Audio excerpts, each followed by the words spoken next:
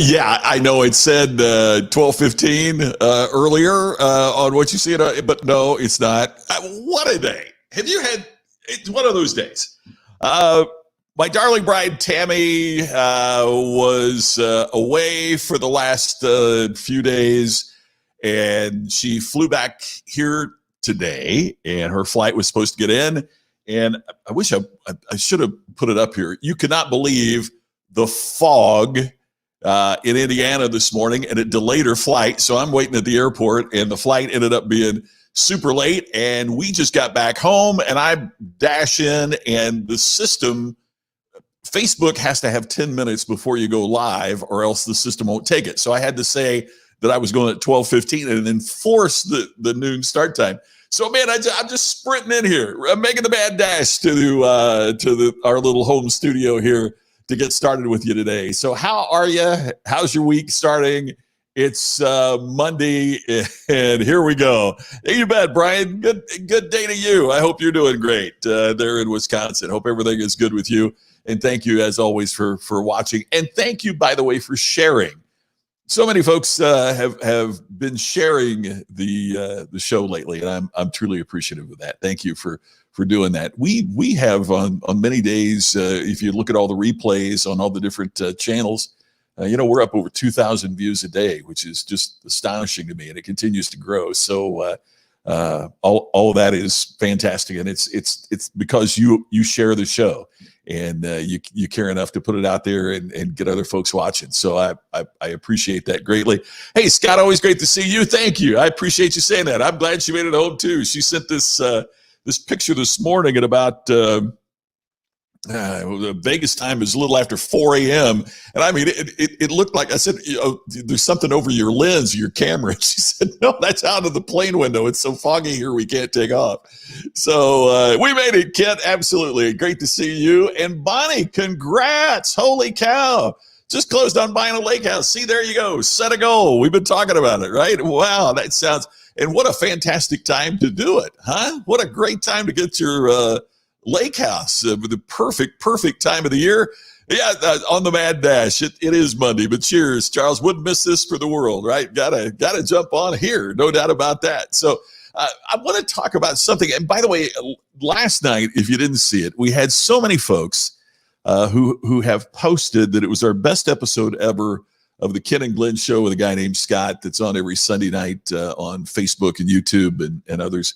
And we really talked about some heavy stuff last night. We talked about the meaning of life. We talked about purpose. We talked about friendship and a lot of really, really important things. And so I'm still basking in the, I guess, what would you call it? Basking in the afterglow of the show last night. If you haven't seen it, it's worth checking out because we talked about, what's the nature of friendship? And, what happens when friends change and what happens when you change and the friendships that you have, don't evolve. So we talked about some really important things. So that's on the Ken and Glenn Show with a guy named Scott. You can watch the replay. It's up now. So here we are. It is a Monday, and I want to tell you to have a good day. You might even say it's a great day to have a great day. And we're going to talk about that, about, what it takes to have a good day. That's the topic of today's show. The things that you can do to create a great, great day. Oh, Scott, that means the world. I'm really, really glad she enjoyed it. I'm really glad that she watched it. It was really, the longer it went, I think the better it got. I mean, we were really digging deep last night. Well, then thanks for your participation last night too. I appreciate you jumping in with that, and just knowing that you're there is really great. Appreciate it greatly. Ted, happy Monday to you. It's always good having you here. I appreciate you saying that. And Bruce. Yeah, isn't that the truth? Bruce, when I first met Glenn, it was just like, wait a minute, you are that guy on 24. You are that guy on The Resident. So it's, I know, he's so natural. It's really cool. So yeah, you're exactly right, Bruce. Okay, so what does it take to have a good day, and why is that so important? And I'm basing this on One of the favorite speeches I've ever heard, and it's called "How to Have a Good Day," and it's by Ed Foreman. Ed Foreman was somebody I used to listen to a lot. I still pull that out and listen to it occasionally. Ed Foreman's an interesting guy. He was the first person since Davy Crockett who was elected to the United States Congress from two different states. Did you know Davy Crockett was a congressperson? Yeah, he was. Davy Crockett was a congressman.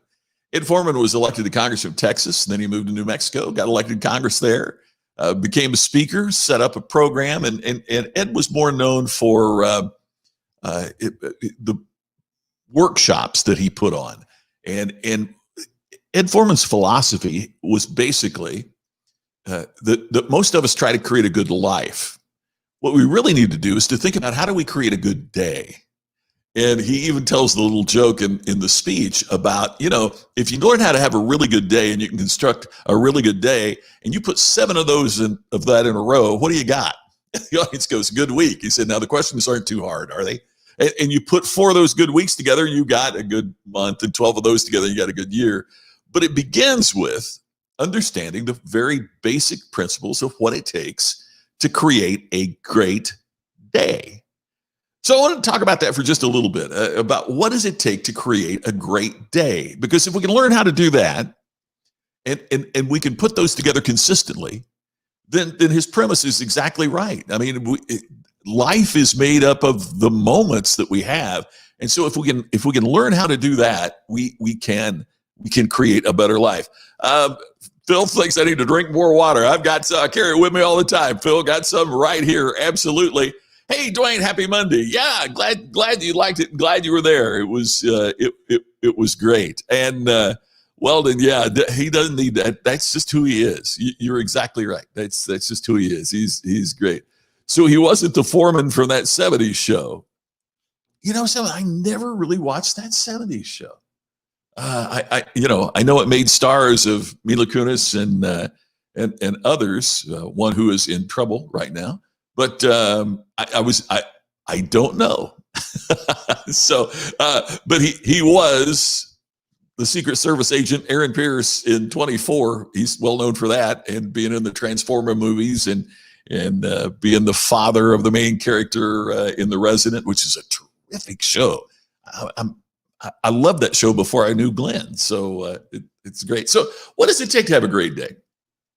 Well, part of what we do is to break it down. There's some very specific recommendations that Ed Foreman makes in his speech. For example, one of them that bothered me. I didn't want this, but it seems so hard. But he made the recommendation, and it really works, and that is get up earlier. You didn't know it was going to be that hard to have a good day, right? He walks through the typical day. And the typical day is the alarm goes off and we hit the snooze. And then we finally roll out of bed. Now we're running 15 minutes late. So we jump in the shower and we drink a black coffee on the drive and we, snarf down a Pop-Tart or something as we're heading into work. And I understand this was a pre-pandemic look at it, but it is really interesting how what we tend to do in the morning sets the tone for the rest of the day. And for many of us, it's an awaken to an alarm and running late and rushing around, and it builds the stress up at a time that we shouldn't be dealing so much with stress.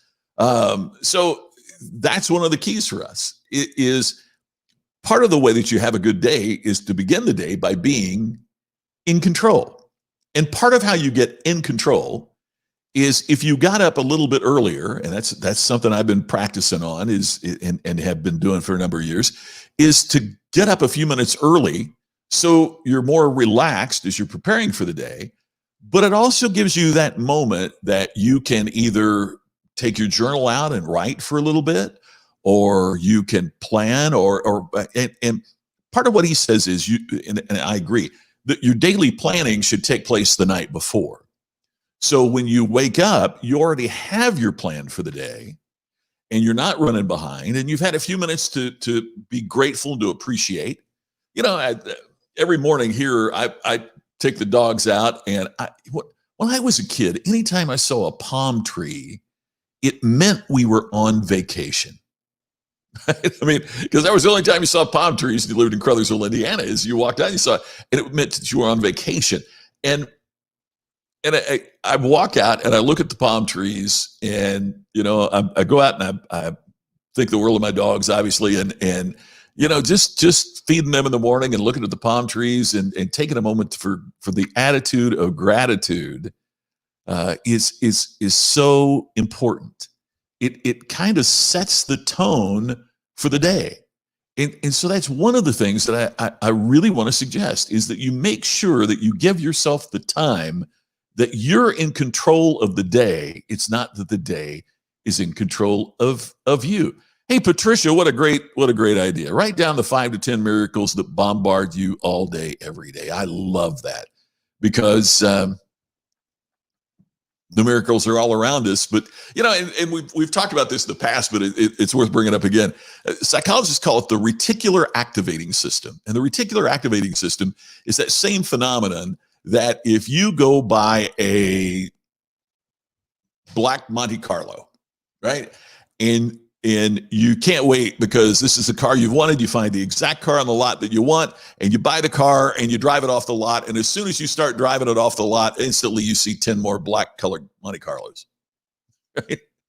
And the reason is because something is activated in our brain that now we start noticing it more. So you notice your car, which means you notice all the others like it on the road. That's the reticular activating system.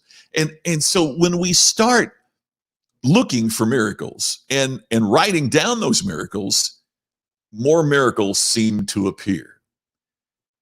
Maybe it's because we're being rewarded for searching for them. As it says, seek and you shall find.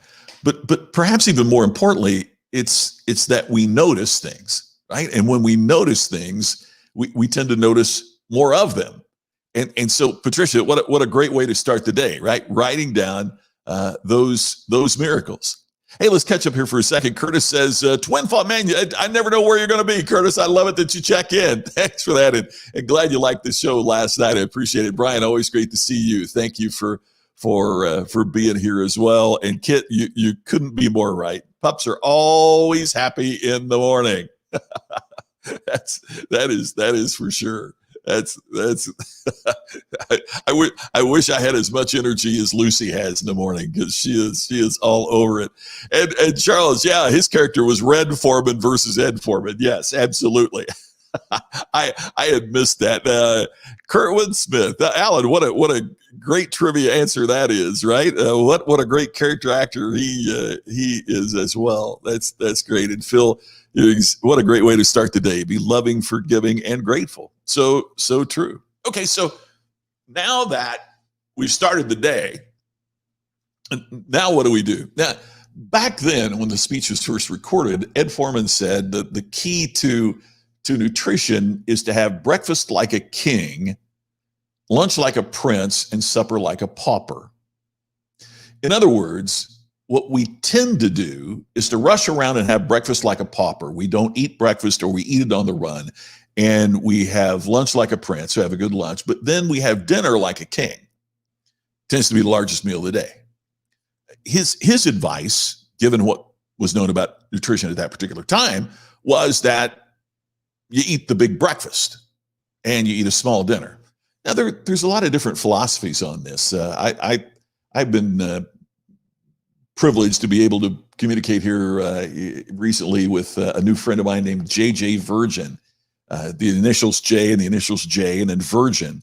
And if you haven't checked out her website, you should, because she has some incredible nutritional products and some great philosophies. She has been kind of the nutritionist to the stars for a while, and now she's involved in helping healthcare professionals, health professionals, doctors, and others really be able to take their practices to the next level, so they can communicate important information about fitness and health to the world. She's amazing. She's just amazing. And part of what she is into, so that I've gotten into, is the importance of intermittent fasting. I am no expert on this. I'm just telling you what she has suggested to me. So I'm trying to lose some weight and get rid of the pounds I put on, hanging around the house, my COVID-19 pounds that I've talked about. And so one of the things that she goes for is that you delay the first meal of the day so that you have a longer intermittent fasting period. So I hope I'm quoting her correctly, but that's what I'm working on right now. So in terms of nutrition, there may be some things that have been learned since Foreman's speech, but nonetheless, I get what he's saying, because part of what he's saying is we have these huge meals and then we go to bed, right? That we eat much too late at night. And then we go to bed, and so your body has nothing to do but digest and churn on it, which is part of where bad dreams come from, or upset stomachs, or acid reflux, or all those kinds of things. So that's it. Even if you disagree with the nutritional aspect of what he's talking about, he makes a great point in that we're eating much too late. Hey, there's Brian Fanzo. If you haven't, go to YouTube and check out when Brian was the guest. Fanzo says, "Oh crap, we're supposed to stop at 19. I'm COVID 25." Oh, yes, we were supposed to stop at 19, but why? It's funny. That's great, Brian. Thank you. Hey, Tim, good morning from Texas. Always great to see you, and I really enjoy your show. I've got the last couple episodes, and you do such a great job. Okay, so now he gets us to work, and what do? So much of what we do at work, even if we're working at home, you feel it, we put out fires. The whole day is putting out fires, and it's trying to catch up. Now, notice he's saying part of why that becomes the norm is because we haven't adequately planned the day the night before. Makes sense, right? And he said, you have to be the captain of your ship. You have to run your timing and not let the timing run you. He said, we worry about people not liking us, and we worry about, being offending somebody. So we blow up our calendar to make certain that we can meet their needs and their demands. And so what is urgent to them, all of a sudden we assume it must be urgent to us too. That's something we have to be very careful about. Because when we abdicate the responsibility of our day to the urgency, then how do we really get the important things done? Stephen Covey had the best line about this. The late, great Stephen Covey said, "We are ruled by the tyranny of the urgent."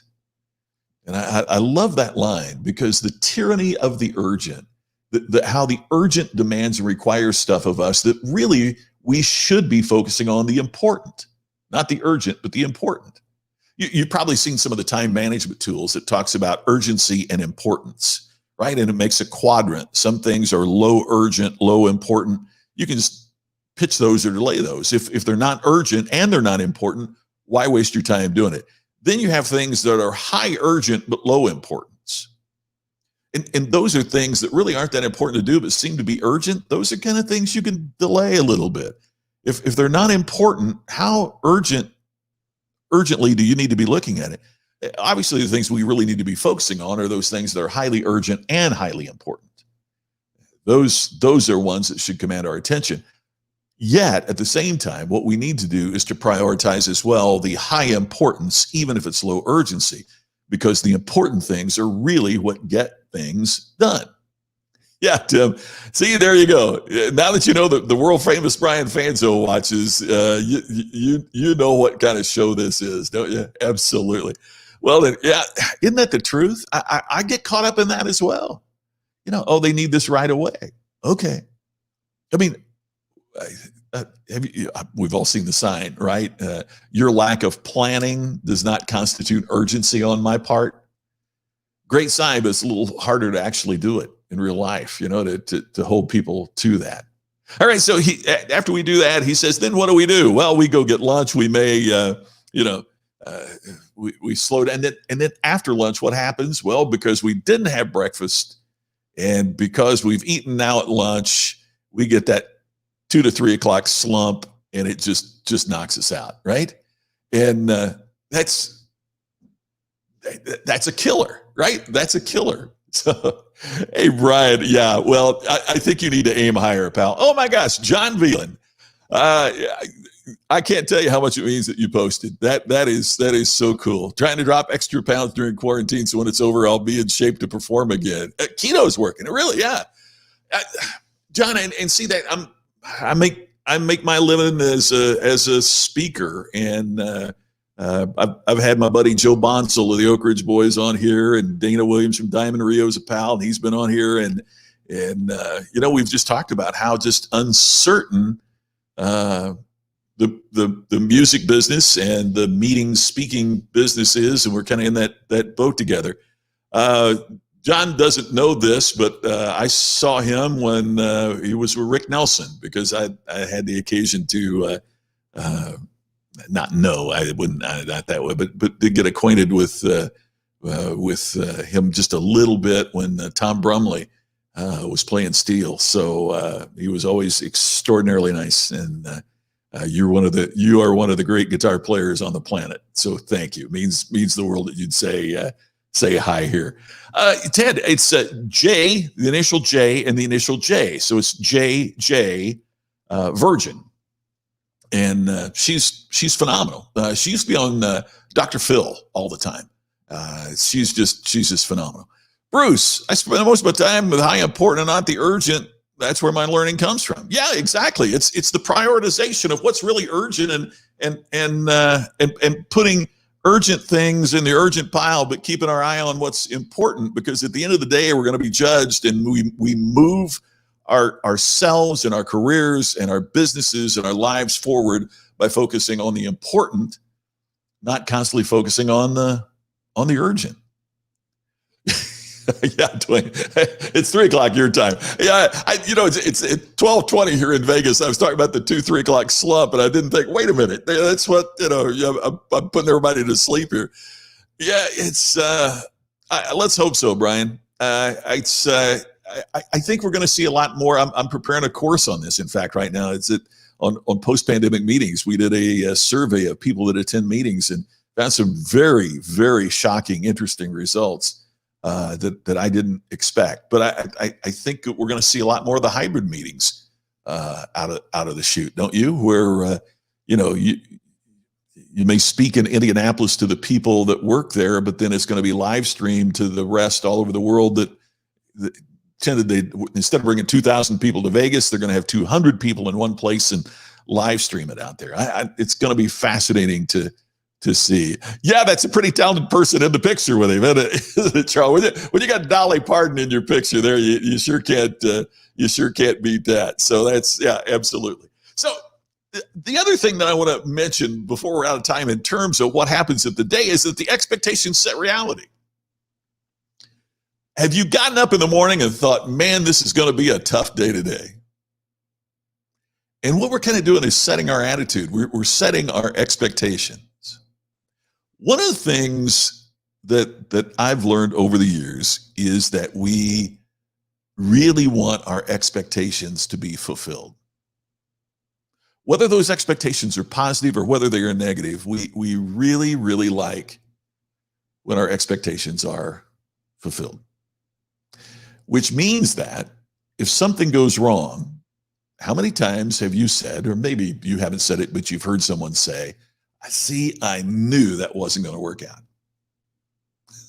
Really? Then why'd you do it if you knew it wasn't going to work out? See, I knew that they weren't really a friend of mine. I knew that job wasn't going to work for you. I knew. So it makes you wonder, how many times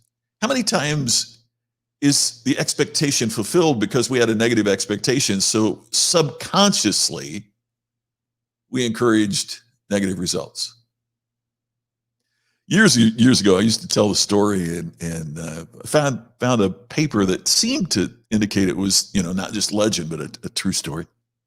There was a teacher in California, young elementary school teacher, and she's preparing for her second year as a teacher, and she gets the list of the students in her class, and from the numbers next to their name, she can see that they have really accelerated IQs. And she says to herself, I can't believe it. My second year teaching, they've given me an accelerated classroom.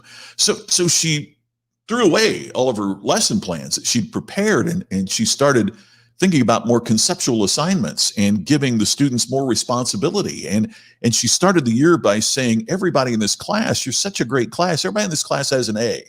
And so the work that you do is to maintain your A. Interesting sidebar to that, which is that people will absolutely work their tails off to keep something they have, as opposed to attain something they don't. Isn't that interesting? I mean, they'll work so hard to keep something they have, but they won't work as hard to attain something that they don't. I heard a speaker yesterday, Ryan Levesque, talk about if a neighbor knocks on your door and says, hey, guess what? He knocks on your door at 3 a.m., right? Wakes you up. 3 a.m., you go down, you stagger downstairs, you open up the door, neighbor's there. He said, hey, man, I want to let you know there is a sale going on at the tire store. And if you take my coupon, you can get tires for $100 off a tire.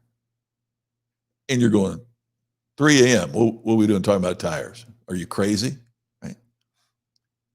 Same neighbor, 3 a.m., knocks on the door, you stagger down in your robe, you open up, guy says, hey, there were people in your driveway just now. I scared them off, and they were stealing the 4 tires off your car. Now, all of a sudden, he's the greatest neighbor in the world, right? So what's the difference? Well, he was protecting what you had as opposed to helping you get something that you hadn't. Even though they might be bald tires, they might be tires that weren't worth a nickel, but they were something that you had. And so it's the greatest neighbor in the world, right? And so that's what she did. She told every student that they had an A, and she had them doing conceptual assignments and breaking up into groups. And okay, so end of the year, standardized testing throughout every class at that particular grade level in the state. And she had the second highest scoring class in the entire state. So the principal and the superintendent call her in, and they're congratulating her. Oh my gosh, well, you're second year teacher and you're getting these kind of scores out of your kids. It's amazing. What's your secret? And she said, well, there's really no secret. I mean, look, here's the paper. I had the accelerated class.